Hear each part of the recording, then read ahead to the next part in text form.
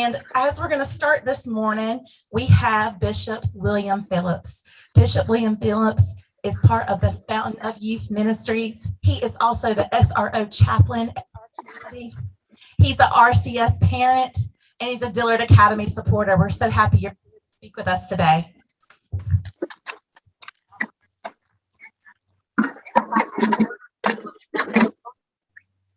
Good morning and good day. So since this is the last day in the show class, let's have fun. To get started, I ask your permission to share a thought I borrowed from Jerome Isaac Friedman.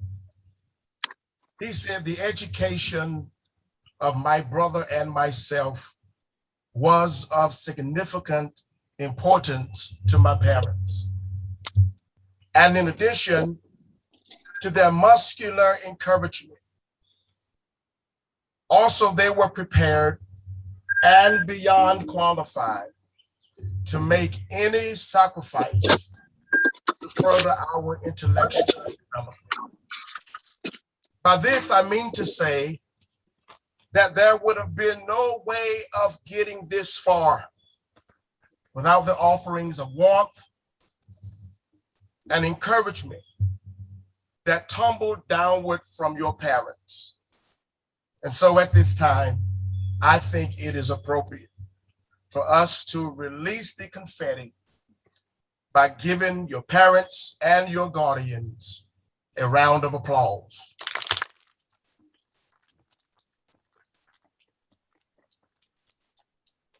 And then to our educators, our mentors, the staff and faculty of Dillard Academy. You have to know that your leadership complements this moment. You've watered the seed planted by these parents, and today, these beautiful flowers have an opportunity to bloom. Thank you. And thank you for allowing me to be attached to this celebration as one of your honored guests. And now to our graduates. Since you have taken one of your biggest steps of your life, I decided to write you your first love letter on behalf of your parents. And when I'm finished reading this letter, I'm going to fold it up like an elementary student would do and make you a paper airplane and then launch it into your future. But for now, dear class of 2028, now that you have broken up with Officer Smith and Miss Keys and Miss Biggs and Miss Williams and Miss Bailey, and a pandemic that tried to smother you to death, let me say to you that words cannot express how proud we all feel that you never broke up with your commitment to keep going. You had to depend on Zoom. You've had to depend on email. You've had to depend on Class Dojo, Canvas, iReady. And then on top of all of that, mom and dad finally gets home from work and they're fussing because of something brought to their attention that you probably didn't do. Let me guess. You either did your classwork and didn't do your chores, or you did your chores and didn't do your classwork. Or maybe you gave yourself the day off altogether. But obviously something went right, because today is about the sun shining on you. Today is about your arms being long enough to push the clouds away. Today is about adding color to your sunset. And today came because from kindergarten up till this point, you and your classmates had energy like a superhero. You were Clark Kent in the classroom. and Superman in the lunchroom.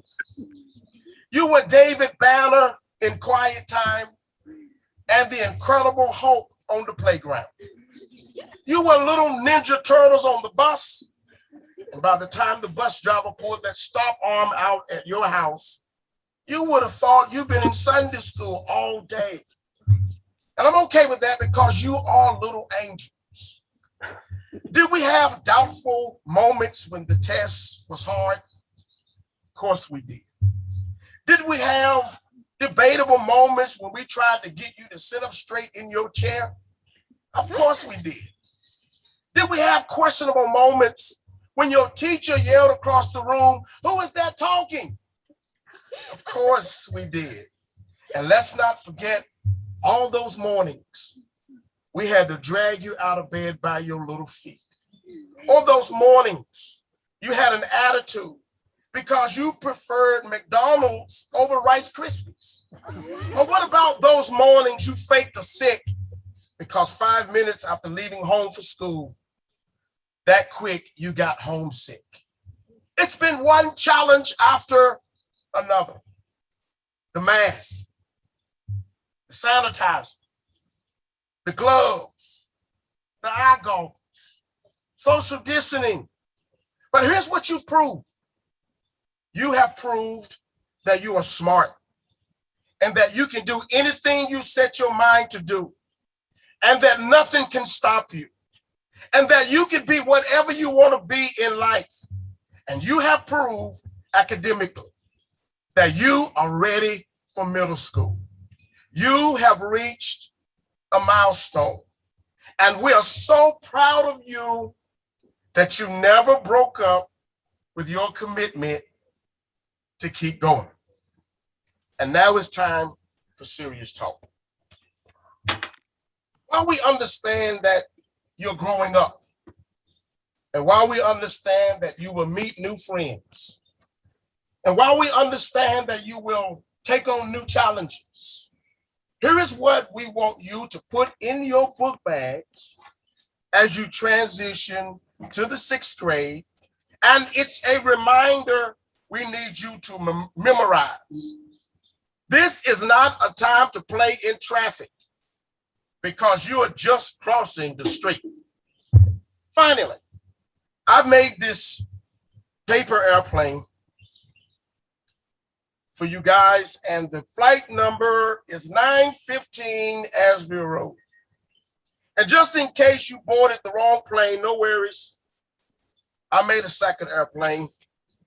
And the flight number on the second paper airplane is 1288 Hudson Road.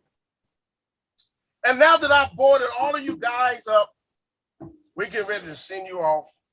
And my goal is to show you how far your life is getting ready to go. Now we got to do a countdown, beginning with 5 and then 4 and then 3 and then 2 and 1. Are you guys going to help me? All right, let's do it. 5, 4, 3, 2.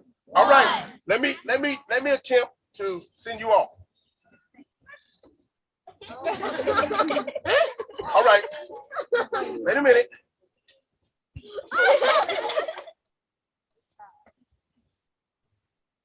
Notice the planes did not go